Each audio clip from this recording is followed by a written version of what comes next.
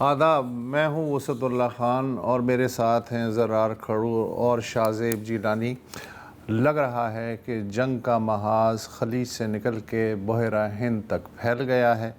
سری لنکا کے قریب بین الاقوامی سمندر میں ایک ایرانی فریگیٹ IRIS وینا، جس پر 180 کرو ممبر سوار تھے، ایک امریکی آبدوز نے اسے ڈبو دیا۔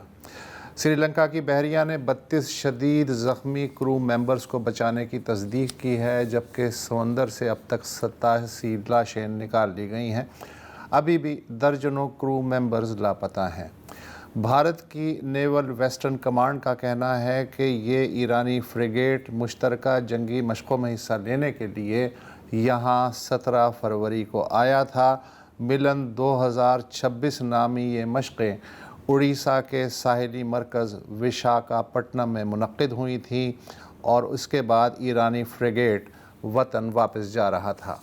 امریکی وزیر دفاع پیٹ ہیگزیت نے تصدیق کی ہے کہ بحر ہند میں ایک ایرانی جنگی جہاز کو ڈبو دیا گیا ہے۔ دوسری عالمی جنگ کے بعد پہلی بار ہم نے ٹارپیڈو استعمال کیا۔ وہ سمجھ رہے تھے کہ وہ بین الاقوامی سمندر میں محفوظ ہیں، مگر ہم جیتنے کے لیے لڑ رہے ہیں۔ In the Indian Ocean, and we'll play it on the screen there, an American submarine sunk an Iranian warship that thought it was safe in international waters. Instead, it was sunk by a torpedo. Quiet death. The first sinking of an enemy ship by a torpedo since World War II. Like in that war, back when we were still the War Department, we are fighting to win. جی، ادھر ایرانی media کا کہنا ہے کہ اسرائیلی امریکی حملوں میں مرنے والے شہریوں کی تعداد 1000 سے تجاوز کر گئی ہے، 5000 سے زائد زخمی ہوئے ہیں۔ ترکی کے نیٹو ڈیفنس سسٹم نے ایک ایرانی بیلسٹک میزائل مار گرایا ہے۔ یہ میزائل ترکی کے ساحلی علاقے دورتیول میں ایک سنسان جگہ پہ گرا۔ انقرہ میں ایرانی سفیر کو طلب کر کے ترک وزارت خارجہ نے احتجاج کیا ہے۔ عمان کے ساحل کے قریب مالٹا جانے والے ایک کارگو شپ پہ 2 میزائل گرے، 24 رکنی کرو کو عمانی حکام نے بچا لیا ہے۔ دنیا کی بڑی کارگو جہاز راں کمپنیوں میں سے ایک مرسک نے خلیج کے علاقے میں اپنی سرگرمیاں معطل کر دی ہیں۔ امریکہ کا کہنا ہے کہ اس نے ایرانی بحریہ کے 20 جہاز تباہ کر دیے ہیں۔ ایرانی پاسداران کا کہنا ہے کہ انہوں نے آبنائے ہرمز میں اب تک 10 کمرشل آئل ٹینکرز کو نشانہ بنایا ہے۔ سعودی عرب کے مشرقی ساحل پہ راس تنورہ ریفائنری پہ آج ایک اور ڈرون حملہ ہوا، جبکہ قطر کی گیس تنصیبات، دبئی کی بندرگاہ جبل علی، فجیرہ کے آئل ٹرمینل اور بحرین پہ میزائل اور ڈرون حملوں کے بعد تیل اور گیس کی 90% برآمد رک گئی ہے۔ امریکہ نے خلیج فارس میں آئل ٹینکرز کو تحفظ دینے کا اعلان کیا ہے، مگر اس طرح امریکی جنگی جہاز ایرانی میزائلوں کی براہ راست زد میں بھی آ سکتے ہیں۔ دفاعی ماہرین کے مطابق ایرانی حکمت عملی یہ لگتی ہے کہ تیل کی ترسیل میں رکاوٹ کے سبب امریکہ پہ عالمی دباؤ میں بتدریج اضافہ ہوگا۔ ایران خلیجی ریاستوں میں سفارتی مراکز کے ساتھ ساتھ امریکہ کی ریڈار اور انٹیلیجنس فیسلٹیز کو بطور خاص نشانہ بنا رہا ہے۔ امریکہ مشرقی ایشیا کے اپنے فوجی مراکز سے پیٹریاٹ اور تھرڈ میزائلوں کی اضافی بیٹریاں بھی منگوا رہا ہے۔ امریکی وزیر دفاع کا کہنا ہے کہ اضافی امریکی کمک بھی علاقے میں پہنچ رہی ہے۔ جنگی ماہرین کے مطابق اسرائیلی فضائی ایکشن کا بنیادی ہدف تہران میں حکومت کے انتظامی مراکز اور مغربی ایران میں موجود ڈرون اور میزائل لانچرز ہیں، جبکہ امریکی ایکشن وسطی اور جنوبی ایران میں بالخصوص جوہری تنصیبات کے آس پاس ہے۔ گزشتہ 24 گھنٹے میں اصفہان میں ایٹمی ریسرچ مراکز اور بوشہر میں جوہری پلانٹ کے ارد گرد کے علاقے کو نشانہ بنایا گیا ہے۔ دوسری طرف جنوبی لبنان میں اسرائیلی زمینی دستے اور آگے بڑھے ہیں۔ اسرائیلی فوجی کمان نے جنوبی لبنان کے شہریوں کو لگ بھگ 80 قصبے اور دیہات خالی کرنے کا الٹیمیٹم دیا ہے۔ حزب اللہ ملیشیا نے اسرائیلی بندرگاہ حیفا اور تل ابیب کے قریب ایئر بیس کو میزائل سے نشانہ بنانے کا دعویٰ کیا ہے۔ جبکہ اسرائیلی فوجی حکام کا کہنا ہے کہ ایران نے اب سے کچھ دیر پہلے مزید میزائل اور ڈرونز اسرائیل کی جانب روانہ کیے ہیں۔ اچھا، لبنان کی حکومت کا کہنا ہے کہ ہم سخت سے سخت کارروائی کریں گے حزب اللہ کے، کتنی سخت؟ حزب اللہ کے خلاف نہیں، حزب اللہ کے خلاف۔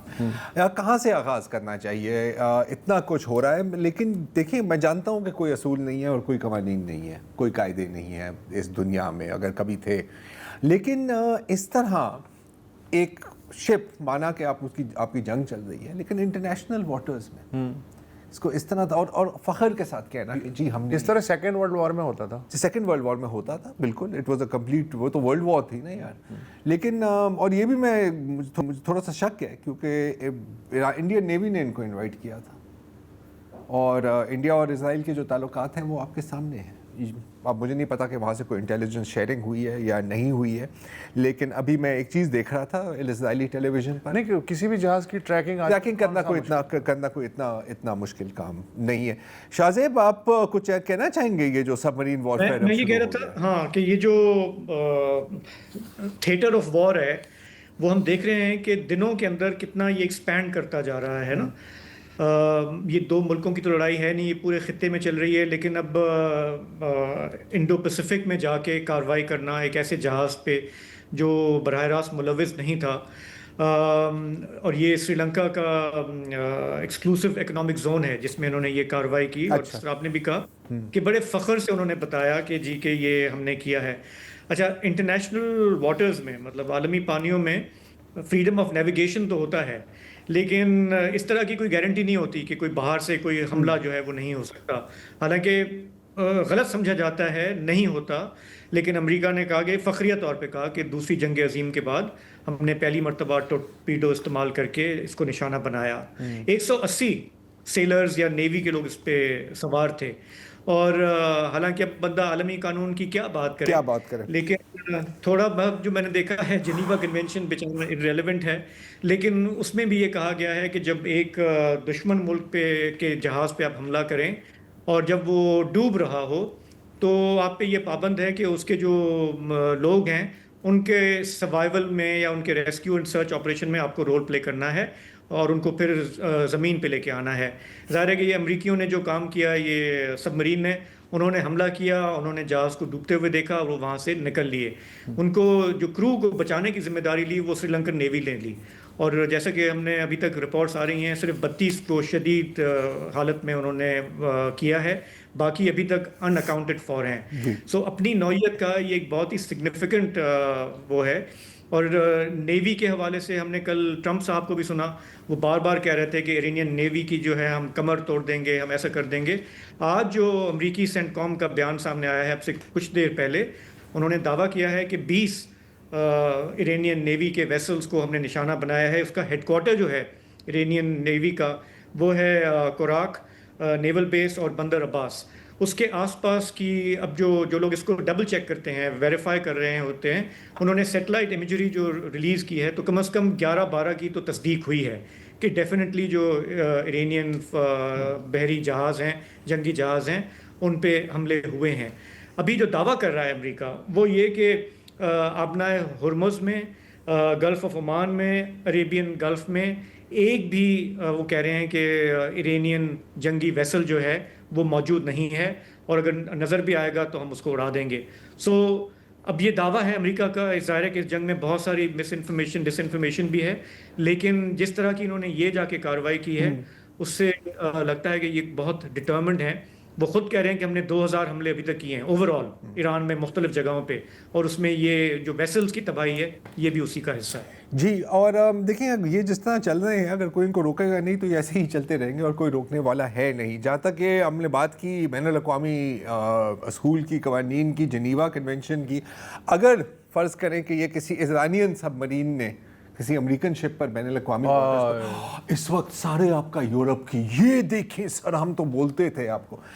پچھلے کچھ دن قبل اسرائیل نے اپنی بمباری میں پہلے دن پر ہی شاید یا دوسرے دن پر ایک گرل اسکول پر حملہ کیا تھا۔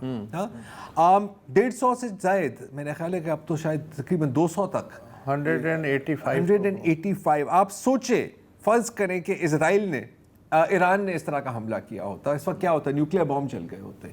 اور عجیب اگر مجھے بات کرنی پڑے گی ایرانین ڈائسپورا پہ جو اپوزیشن ہے ان کی، کہ آپ کو پتہ ہے کہ ابھی آخری جو ویڈیوز ہیں ان بچیوں کی وہ بھی ریسیو ہوئی ہیں، یہ ہیں یہ آخری ویڈیو یہ ان کی آخری ویڈیوز ہیں، اس بمباری سے شاید کچھ گھنٹے پہلے کی ہیں یہ، اور آپ دیکھ سکتی ہیں اس طرح کی لڑکیوں کو ان لوگوں نے قتل کیا ہے. اور پوری دنیا میں تو نہیں، پاکستان میں اس کا سوگ منایا گیا، بھارت کے کئی مقامات میں، کئی اور ملکوں میں، لیکن ایک سیکنڈ کے لیے ان کے جو اپنے لوگ ہیں، جو ایرانین ڈائسپورا ہے، ان کا بھی ذرا ریاکشن دیکھیں. جو لوگ سوگ منا رہے ہیں ان کی وہ کس طرح نقل اڑا رہے ہیں. دیکھیے یہ ہاں، اس طرح کے فوٹیج تو میں نے اسرائیلیوں کے دیکھے. اسرائیلیوں کی نہیں، یہ میرا خیال ہے کہ یہ کوئی ہے ان میں ریلیشن، کوئی جینیٹک مسئلہ ہے، یہ ملتے ہیں کہیں نہ کہیں. اور ترکی کے جانب ہاں یار، یہ بات سمجھ میں نہیں یہ سمجھ میں نہیں آ رہی ہے کہ ترکی کی جانب کیوں میزائل اڑا دیا انہوں نے. آپ کو کیا لگ رہا ہے شاہزیب؟ دیکھیں، ایک تو فوگ آف وار بھی ہو دیکھیں سکتا ہے.